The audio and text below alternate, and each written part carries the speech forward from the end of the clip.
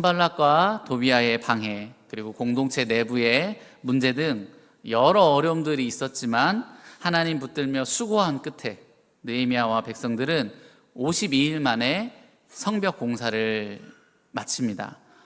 이스라엘이 망하고 140년간 폐허로 방치되었던 그 예루살렘을 약 2달 만에 복구했다라는 것은 그만큼 느헤미야와 백성들이 그 공사에 진심이었고 온 힘을 다했다라는 것을 보여줍니다. 이제 성벽이 재건되고 도시가 완성됐으니 사람을 채우고 도시를 이제 잘 관리해야겠죠.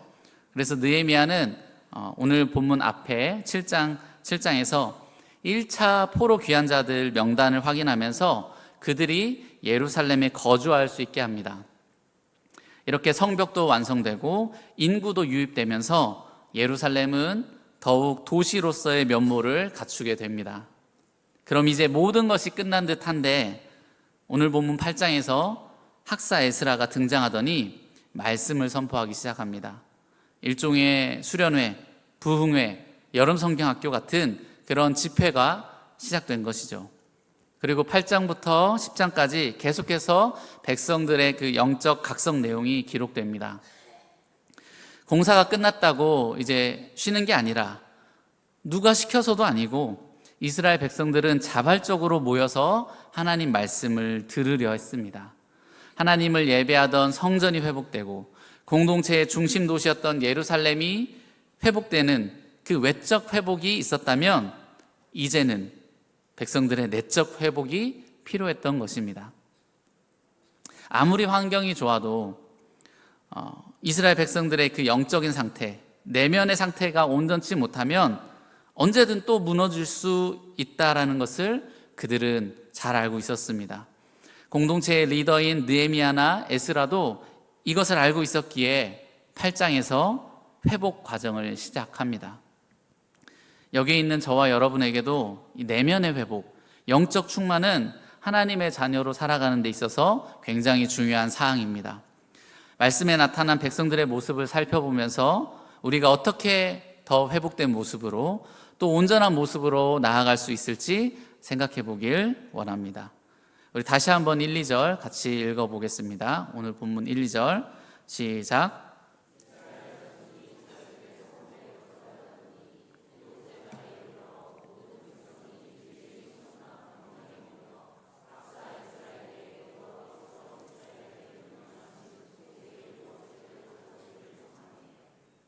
일곱째 달 초하루에 제사장 에스라가 율법책을 가지고 회중 앞 곧 남자나 여자나 알아들을 만한 모든 사람 앞에 이르러. 아멘. 백성들이 내면의 회복을 위해 찾은 것은 바로 하나님 말씀이었습니다. 백성들은 학사, 즉 율법 학자인 에스라에게 말씀을 들려줄 것을 요청합니다. 오늘날 우리에겐 저마다 성경책이 있고 또 성경 어플이 있고 언제든지 말씀을 찾아볼 수 있지만 당시에는 책이 굉장히 귀한 시절이었습니다. 또한 그동안 포로 생활을 하면서 백성들은 하나님의 말씀을 들을 기회가 전혀 없었습니다. 그래서 그들의 삶엔 하나님의 말씀이 모두 사라졌었죠. 백성들은 자신들이 진정 하나님 백성다워지고 하나님 백성의 은혜를 회복하기 위해선 무엇보다 자신들의 주인, 자신들의 통치자인 하나님을 알고 하나님 뜻을 알아야 한다 여겼습니다. 때문에 그들은 먼저 하나님 말씀을 들으려 했습니다. 하나님 말씀을 듣기 위해서 수많은 백성들이 모였습니다. 사람이 많았기 때문에 성전에서 모이지 않고 예루살렘 남동쪽 수문 앞 광장으로 모였습니다. 3절을 보면 이들은 새벽부터 정오까지 귀를 기울여 말씀을 들었다 나옵니다. 아마 정오부터 오후 시간은 해가 뜨거울 시간이기 때문에 그랬던 것 같습니다. 선선한 새벽 6시부터 12시까지 6시간 동안 집중하면서 말씀을 들은 것입니다. 굉장히 대단하죠. 우리는 수련회 때 1시간 반 이렇게 말씀 듣는 것도 쉽지 않은데 이들은 그만큼 들으려는 열정이 강했다라는 것을 보여줍니다. 그리고 5절, 6절에도 백성들의 열정이 드러나는데요. 5절, 6절 보면 에스라가 모든 백성 위에 서서 그들 목전에 책을 펴니 책을 펼 때 모든 백성이 일어서니라. 에스라가 위대하신 하나님 여호와를 송축하매 모든 백성이 손을 들고 아멘 아멘 하고 응답하고 몸을 굽혀 얼굴을 땅에 대고 여호와께 경배하니라. 에스라가 말씀을 읽을 때 백성들은 일어서서 말씀을 들었습니다. 위대한 하나님의 말씀에 대한 그 존경심을 일어섬으로 표현한 거죠. 또한 하나님을 높이는 구절을 읽을 때는 손을 들고 아멘, 아멘 이렇게 반응했고, 어떤 이들은 몸을 굽히고 얼굴을 땅에 대며 말씀에 나타난 하나님을 경배했습니다.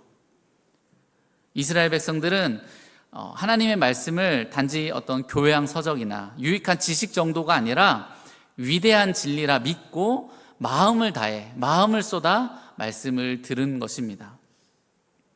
회중 사이에 있던 레위 사람들은 중간중간 말씀을 해석해 주면서 백성들이 말씀을 더욱 잘 깨달을 수 있게 도왔습니다.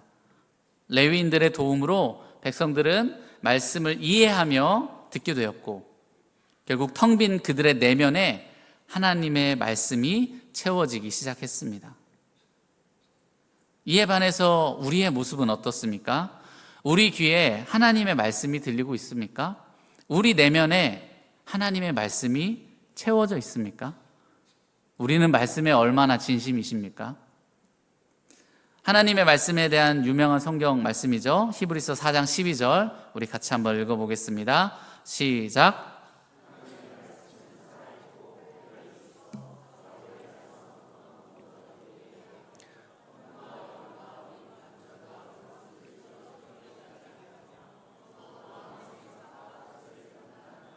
아멘. 우리가 보고 듣고 있는 하나님 말씀은 단순한 글이 아니라 분명 힘이 담겨 있는 말씀입니다. 하나님 말씀엔 힘이 있기에 우리의 마음을 돌이키기도 하고 삶의 방향을 제시하기도 합니다. 그리고 개인과 공동체를 회복시키십니다. 진정한 회복, 그리고 진정한 온전함은 사람이 아닌 하나님 말씀에서 비롯됩니다. 말씀을 들을수록, 말씀에 마음을 쏟을수록 말씀이 주는 회복, 담대함, 평안 같은 이러한 은혜들을 누리게 됩니다. 이 말씀의 능력을 누리려면 어떻게 해야 합니까? 가장 첫 번째로는 말씀을 들어야겠죠. 말씀을 접해야 합니다. 오늘 말씀으로 다시 한번 우리 모두가 말씀 듣기를 수고하길 바랍니다. 매번 은혜가 되고 매번 뭔가 느껴지지 않더라도 멈추지 말고 끝까지 한번 말씀을 읽고 듣길 바랍니다. 말씀을 가까이 한다면 때로는 은은하게, 때로는 강력하게, 때로는 예상치 못하게 하나님이 말씀을 통하여 우리 삶을 온전하게 바꿔가실 것입니다. 회복할 것이 있다면 반드시 회복시킬 것입니다. 그러니 함께 하나님 말씀을 소중히 여기며 우리 삶에, 내 내면에 말씀을 채우길 소망합니다. 이어서 우리 9절 한번 읽어보겠습니다. 9절 시작.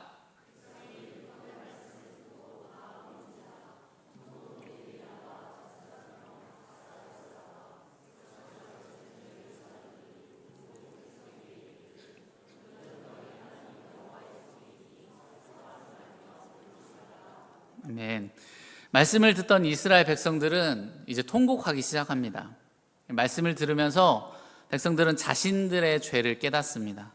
하나님의 뜻을 알려 하지도 않았고 알았어도 너무 쉽게 잊어버리고 마음대로 살았던 자신들의 죄, 또 나아가 자기 조상들의 죄, 공동체의 죄를 발견하면서 알고 보니 우리가 정말 심각한 죄인이구나 이렇게 깨달은 것입니다.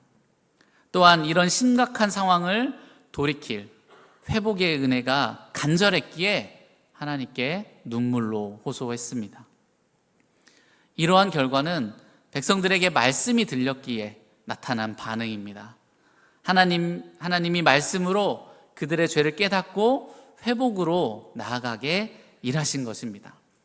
다시 한번 언급하지만 말씀을 가까이 한 자에게 이러한 말씀의 능력이 나타납니다. 말씀을 듣고 눈물로 하나님을 찾는 그 백성들에게 느헤미야는 다음과 같이 말합니다. 오늘은 너희 하나님 여호와의 성일이니 슬퍼하지 말며 울지 말라. 예배 시간에 울면 안 돼. 이렇게 느헤미야는 공감을 못하는 성격이어서 이런 말을 했던 걸까요? 느헤미야가 백성들에게 울지 말라 하는 이유가 이제 10절에 나오는데요. 우리 10절 다시 한번 읽어보겠습니다. 시작.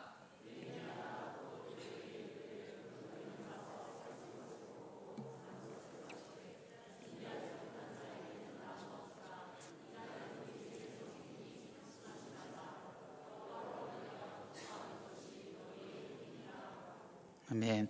느헤미야는 이날은 우리 주의 성일이니 근심하지 말라고 말합니다. 이 성일이라는 것은 거룩한 날을 의미하는데요. 여기서 거룩한 날은 안식일, 오늘날의 주일일 수도 있지만 이 문맥상 안식일이라 보기는 어렵고 하나님 말씀이 선포된 은혜로운 날이라고 여길 수 있습니다. 다시 말해 느헤미야는 오늘은 하나님 말씀이 선포된 은혜의 날이니 우리가 근심과 슬픔에 매여 있지 말고 우리에게 일하신 하나님을 기뻐하자.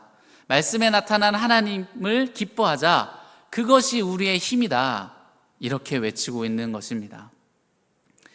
하나님께 불순종한 추악한 죄를 분명 알아야 하지만 백성들의 시선이 거기에만 머물러선 회복될 수 없습니다. 자책과 절망, 어두운 마음만 가득했겠죠. 따라서 느헤미야는 그 죄를 용서하시고 새 삶을 주신 하나님을 보자. 하나님께 감사하며 기쁨으로 회복해 가자. 이렇게 권면하고 있는 것입니다. 하나님 또한 자신의 백성들이 회복으로 나오길 바라셨을 것입니다. 죄를 겸손히 인정하고 회개하고 회복시키실 하나님을 바라보며 변화되길 바라셨을 것입니다. 오늘날 우리도 마찬가지입니다. 하나님이 우리에게 원하시는 것은 죄책감에 빠져 있는 게 아니라 하나님을 기뻐하는 것입니다. 하나님을 기뻐하며 하나님을 더욱 사랑하고 의지하게 되는 것입니다. 우리는 말씀을 볼 때 내가 해야 할 것에 집중하는 경향이 있습니다. 하나님 앞에는 이렇게 살아야 돼. 이걸 해야 돼. 이건 하지 말아야 돼. 그래야 하나님이 기뻐하셔. 네, 맞습니다. 말씀을 통해 우리의 행동, 우리의 삶을 잘 돌아보면서 하나님이 기뻐하실 모습이 돼야 합니다. 그런데 해야 할 것, 하나님을 기쁘게 하는 데 집중하다 보니 정작 하나님을 기뻐하는 법을 잊고 살아갑니다. 하나님이 나에게 기쁨이 되나? 잘 모르겠는 거죠. 하나님이 나한테 기쁨이 되지 않은 상태로 하나님의 기쁨으로만 살려고 하니 얼마나 퍽퍽합니까? 부담감이 점점 쌓여갑니다. 하나님이 우리에게 말씀을 주신 이유는 분명 하나님을 기쁘게 하는 것도 있지만 하나님을 기뻐하기 위함입니다. 말씀을 통해 하나님이 나에게 하신 일들, 하나님이 부어주신 은혜를 발견해야 합니다. 나는 탕자구나, 나는 죄인이고 쓰레기구나, 여기서 끝이 아니라 탕자인 나를 하나님이 받아주셨구나, 아무 조건 없이 회복시켜 주셨구나, 감사하다, 여기까지 나아가야 하는 것입니다. 그렇게 말씀 속에서 기쁨, 감사, 소망을 발견할 때 비로소 말씀이 즐겁고 하나님이 기쁨이 됩니다. 말씀을 보고 들을 때 하나님을 기뻐하길 소망합니다. 말씀이 나타내고 있는 하나님이 나랑 무슨 상관이지? 그 하나님이 내 삶에 무슨 일을 하셨지? 하나님이 내게 주신 것을 발견하고 기뻐하는 그런 묵상을 해보길 바랍니다. 이게 되지 않으면 말씀은 계속 죄만 발견하게 하는 굉장히 불편한 것이 되고 보기 싫어지게 되겠죠. 채워짐을 누리지 못하게 되는 것입니다. 말씀에서 기쁨 대신 하나님을 느끼고 또 더 나아가 삶 속에서 하나님을 느끼고 기뻐할 때 우리의 삶은 하나님 앞에 온전해질 것입니다. 여러분은 요즘 하나님으로 또 하나님 말씀으로 기뻐하고 계십니까? 느헤미야의 말처럼 나의 비참함, 현실의 암담함에 머물지 말고 말씀에 나타난 하나님을 기뻐할 수 있는 저와 여러분 되길 소망합니다. 결코 멀리 있거나 어려운 일이 아닙니다. 우리를 사랑하시는 하나님이 이미 말씀에, 이미 우리 삶에 기뻐할 것들을 두셨습니다. 그러니 말씀을 가까이 하고 묵상하면서 하나님이 주신 기쁨들을 발견하고 누리길 소망합니다. 저와 여러분 내면에 하나님 주신 기쁨이 가득 채워지길 소망합니다. 말씀을 마무리하겠습니다. 핸드폰을 보면 저전력 모드라는 게 있습니다. 배터리가 없을 때 핸드폰을 오래 쓰기 위해서 설정하는 모드인데요. 그러나 이런 저전력 모드는 이런 저전력 모드로 핸드폰을 사용하면 어떻습니까? 안심이 되십니까? 겨우겨우 연명하지만 여전히 불안함이 있습니다. 바라기는 우리의 신앙의 모습이 이런 저전력 모드 같지 않길 바랍니다. 겨우겨우 이어져가는 신앙생활, 꾸역꾸역 해가는 신앙생활, 그러다 어쩌다 한 번 있는 수련회나 예배를 통해 조금 살아나고 그리고 또다시 무너지고 또다시 불안해하고 겨우겨우 이어지는 그런 신앙생활, 그런 모습이 아니라 늘 충전돼 있는, 늘 충만한 신앙이 되길 바랍니다. 그러려면 어떻게 해야 합니까? 단순 명료한 방법은 우리 핸드폰 충전할 때도 충전하려면 콘센트를 찾아 충전기를 꽂으면 되죠. 우리의 신앙이 풀충전 모드로 되는 것, 하나님 말씀을 듣고 하나님 말씀을 기뻐하는 것입니다. 이 방법을 어렵다, 힘들다 생각하지 않고 우리 다시 말씀으로 돌아가길 바랍니다. 늘 듣는 이야기지만 오늘 또다시 말씀 앞에 서길 바랍니다. 말씀에 대한 열정을 다시 살려보고 말씀 속에서 하나님이 어떤 기쁨을 주시는지 면밀히 살피는 모습 되길 소망합니다. 이 밤 기도할 때에도 우리에게 다시 하나님 말씀을 사모하는 마음 주시도록, 하나님을 더욱 기뻐할 수 있는 지혜를 주시도록 기도하길 원합니다. 그렇게 하나님을 구하며 느헤미야와 백성들처럼 회복으로 나아가는 저와 성도님들 되길 간절히 소망합니다. 기도하겠습니다.